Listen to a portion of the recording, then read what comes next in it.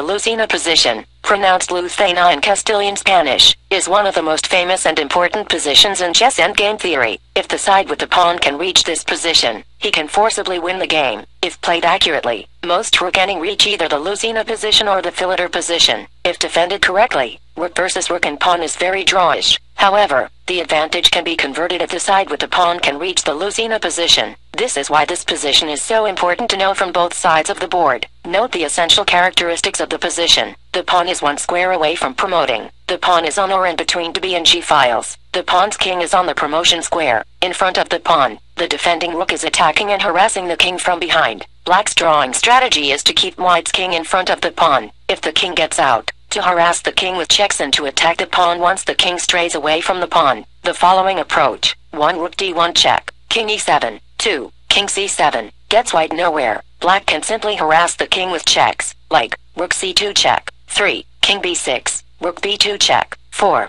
king a7, rook a2 check, 5, king b8, and white makes no progress. So how should black play? Pause the video for more time. The answer is 2. Rook d4 exclam. Now if black plays a waiting move, such as rook a1, waiting to harass the white king with checks, white continues with king c7, rook c1 check, 4, king b6, rook b1 check, 5, king c6, rook c1 check, 6, king b5, rook b1 check, 7, rook b4 exclam. The black rook can no longer check the white king and black cannot prevent the pawn from queening. White shielding his king and pawn with the rook in this way was described as building a bridge by Aaron Nimzowicz. Black still has one more trick up his sleeve. 5, king e6. Do you see the trap? Note how the king is tied down to protecting the pawn and is unable to move to the 5th rank to build the bridge for the pawn to promote. Then how should white play? Pause the video if you need more time. Black is baiting white to make one particular move. So how should white continue? If white plays rook d5, how can black draw the game? Pause the video if you need more time.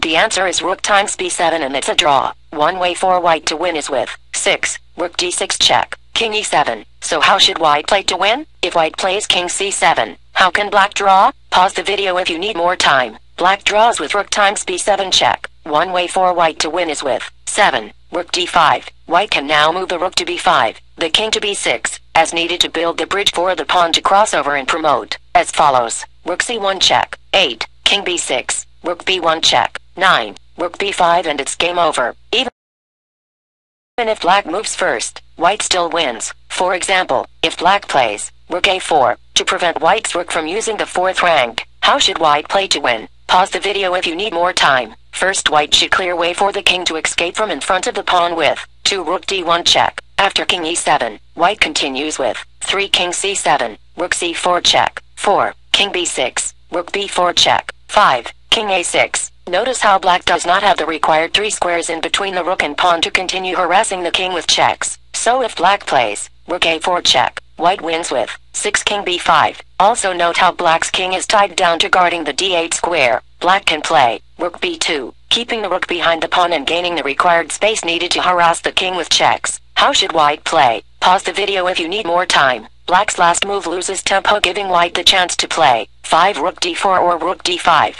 Now the bridge can be built for the pawn to cross and promote. Since rook and pawn endgames occur quite often in chess, do not underestimate the importance of learning this position.